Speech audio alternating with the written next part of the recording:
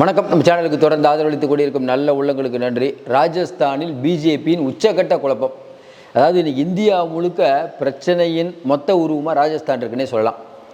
பஜன்லால் சர்மா முதல் தடவை எம்எல்ஏ ஆனவரை இன்றைக்கி எம்எல்ஏ ஆக்கியிருக்காங்க. ஒரு பக்கம் வசுந்தரராஜ சிந்தியாவுடைய குடைச்சல், இன்னொரு பக்கம் அதாவது என்னென்னா மாநிலத்தில் இதுவரை அதாவது ஆட்சிக்கு இவ்வளோ நாள் ஆச்சு, எம்பி எலெக்ஷனில் படுதோல்வி. 2014, 2019, 25, 24 ஜெயித்தாங்க. போன தடவை வெறும் 14 ஜெயித்தாங்க. அதையும் தாண்டி சொந்த கட்சியிலேயே பிரச்சனை. என்ன பிரச்சனை? அதாவது அங்கே இருக்கக்கூடிய இந்த கிரால் மீனா ஏற்கனவே ஒரு அமைச்சர் ரிசைன் பண்ணிட்டார். அது ஒரு பெரிய அடி. அதற்கு பிறகு அங்கே இருக்கக்கூடிய சட்ட அமைச்சர் அவருடைய பையனையே தலைமை வழக்கறிஞராக போடுறாங்க. இது பெரிய விவாத பொருளாகி அவரை நீக்கலாமா வேணாமாங்கிறது இன்னும் முடிவெடுக்க முடியல. வந்த உடனே அசோக் கெலாட் நிறையா ஊழல் பண்ணிட்டாரு, வெள்ளை அறிக்கை கொடுக்குறேன்னாங்க. இது வரைக்கும் வெள்ளை அறிக்கை கொடுக்கல. ஏன்னா அசோக் கெலாட் ஆட்சி காலத்தில் இருந்த ஒரு அதிகாரியை கூட இது வரைக்கும் மாற்றலை. ஏன்னா அவருக்கு அதை நிர்வாகம் பண்ண தெரில. புதுசாக வந்திருக்காரு, ஏன் நிர்வாகம் பண்ண தெரில. மோடி அமித்ஷா என்ன நினச்சாங்க, வசுந்தராஜை கொண்டு வந்தால் தன்னை மீறி போயிடுவாங்க. ஏற்கனவே தெரியும் உங்களுக்கு மத்திய பிரதேசில் என்ன நடந்தது அப்படின்னு. அதனால் இன்றைக்கி மாநிலத்தில் யாரும் பெரிய தலைகள் இருக்கக்கூடாது.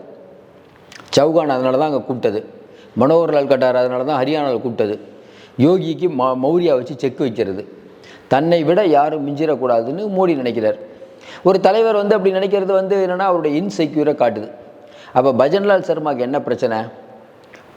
ஒவ்வொரு விஷயத்தையும் மத்திய தலைமை தான் முடிவெடுக்குது. மேலேருந்து அப்பா இதை பண்ணுப்பா அதை பண்ணுப்பான்னு சொல்லுவாங்க, முடிவெடுப்பாங்க. இவங்க சொன்னாங்கல்ல, சோனியா காந்தி இருக்கும்போது மன்மோகன் சிங் முடிவெடுக்கலை, சோனியா காந்தி தான் முடிவெடுக்கிறாங்கன்னு சொன்னாங்க. அந்த மாதிரி கதை. இன்றைக்கி இருக்கக்கூடிய நிலைமையில் ஒவ்வொரு விஷயத்தையும் மத்திய குழு தான் முடிவெடுக்குது. இன்னும் ஒருபடி மேலே போய் அங்கே இருக்கக்கூடிய செக்ரட்டரியேட், சட்டசபையில் இதுவரை இல்லாத உச்சகட்ச மின் கட்டணம்.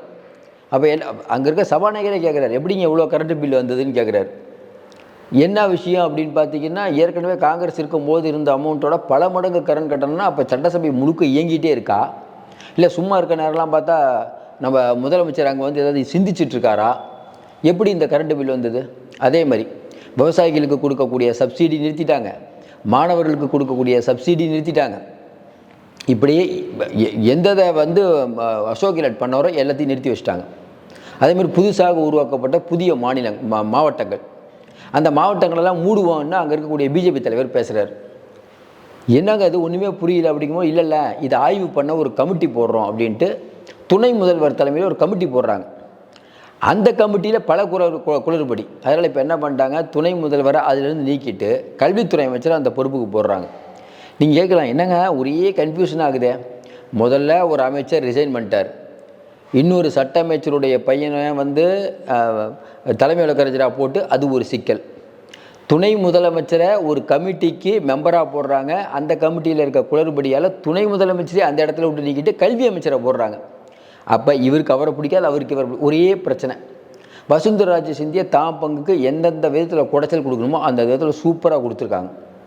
ஏற்கனவே குஜ்ஜாரின மக்கள் மெதுவாக போராட்டம் பண்ண ஆரம்பிக்கிறாங்க. இது எங்கே போய் நிற்குதுன்னு தெரில. தொடர்ச்சியாக மாநிலத்தில் நிதி வருவாய் பற்றாக்குறை ஆகிவிட்டது.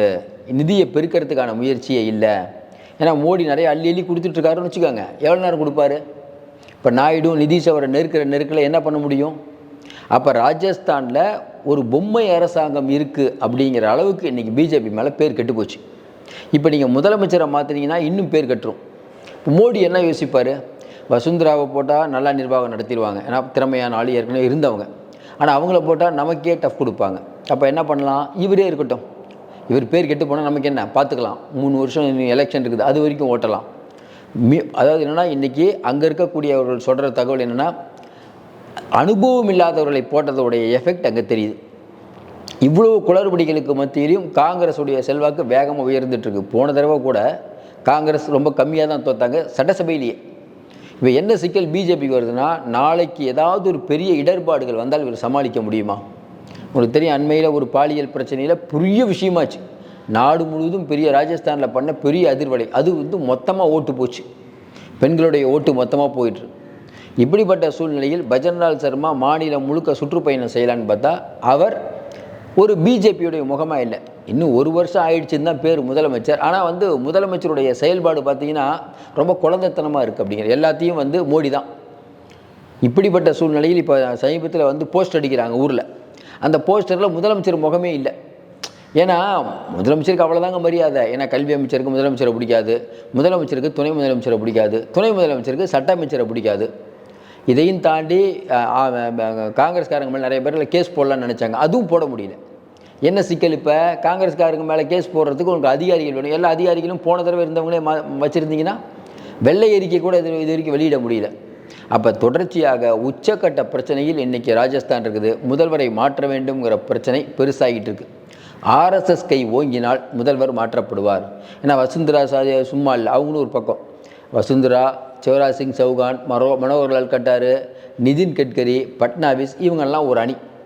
ஐயா மோடி, அமித்ஷா, மோடிக்கு ஆதரவாக இருக்கக்கூடிய நிர்மலா சீதாராமன், ஜெய்சங்கர், இவங்கெல்லாம் ஒரு அணி. நீங்கள் கேட்கலாம், என்னங்க ஜெய்சங்கர்லாம் ஏதோ பொதுக்கூட்டம் இதுலேயும் பேசுன மாதிரியே தெரிலனா அதுதான், அது மோடிக்கு அவரை பிடிச்சி போச்சு. அதேமாதிரி நம்ம நிர்மலா சீதாராமனுக்கு அவங்க என்ன தான் தப்பு பண்ணாலும் மோடி அவர்கள் அவங்க அமைச்சர் இருப்பாங்க.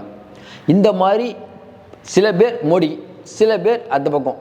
இப்போ இவர்களுக்கான சண்டை. இப்போ இவங்கெல்லாம் சேர்ந்து ஒரு ஆலோசனை கூட்டம் போட்டாலும் பார்ப்பாங்க என்ன பண்ணலாம், இந்த பஜன்லால் சர்மாவை எப்படி தூக்கலாம். ஏற்கனவே பக்கத்து ஸ்டேட் மத்திய பிரதேசில் ஒரு சிக்கல் ஓடிட்டுருக்குது. அவர் அசோக் எப்படான்னு காத்துட்ருக்காரு. சிவராஜ் சிங் சௌகான் எப்படான்னு காத்துட்ருக்காரு. இதில் என்னென்னா பிஜேபியில் இருக்கக்கூடிய சில பேர் கெலாட்டுக்கு உள்ளடி வேலை பார்க்குறாங்க. அது ஒரு பிரச்சனை. ஏன்னா கெலாட்டை நீங்கள் அடிச்சுட்டு வரீங்கன்னா அவரை விட திறமையான ஒருத்தரை போடணும், அப்போ தான் அவர் அடிக்க முடியும். இப்போ என்னென்னா அந்த முதலமைச்சர் கெலாட்டு பக்கமே போக மாட்டுறாரு. இவங்க எதிர்பார்த்தது கெலாட் அடிக்கிறேன். கெலாட் எப்படி அடிக்கிறது? சரி, இவ்வளோ நாள் வந்தீங்க, அவர் மேலே ஊழல் குற்றச்சாட்டு சொல்ல முடிஞ்சுதா? இந்தியா முழுக்க நீங்கள் வந்தால் கேஸ் போடுவீங்க, ஏன் போட முடியல? ஏன்னா கரப்ஷன் இல்லை. அவருக்கே அங்கே பெரிய செல்வாக்கு, அசோக் கெலாட்டுக்கே பெரிய செல்வாக்கு. சரி, சச்சின் பைலட்டில் போடணும், அவரையும் ஒன்றும் முடியல. இப்போ லேட்டஸ்ட்டாக என்ன, சட்டத்துறை அமைச்சருடைய பையனை ரிசைன் பண்ண வைக்கணும். அவர் ரிசைன் பண்ண ரெடியாக இருக்கார். முதலமைச்சர் பயப்படுறாரு. ஏன்னா ரிசைன் பண்ணால் புது கோஷ்டி உருவாயிருமோ, ரிசைன் பண்ணிட்டு யாரை போடுறது? அதாவது குழப்பம். பஜன்லாலுடைய சர்மாவுடைய நாட்கள் என்ன படிக்கிறதுங்கிறாங்க.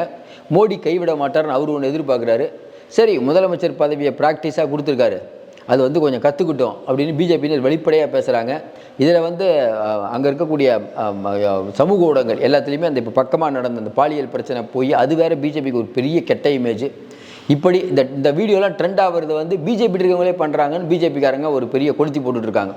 அதனால் பிஜேபி 2ஆக இல்லை 10ஆக உடைந்து கொண்டிருக்கிறது ராஜஸ்தானில். நமக்கு தெரிஞ்சு நல்லது தான். பிஜேபி வந்து இந்தியா விட்டு செல்வது நாட்டுக்கு நல்லது தான். அந்த வகையில் ராஜஸ்தானில் ஒரு மிக முக்கியமான அப்டேட்டு இது. பின்னால் பிஜேபிக்கு பெரிய பிரச்சனை வரும். பொறுத்திருந்து பார்ப்போம். மீண்டும் சந்திப்போம். நன்றி.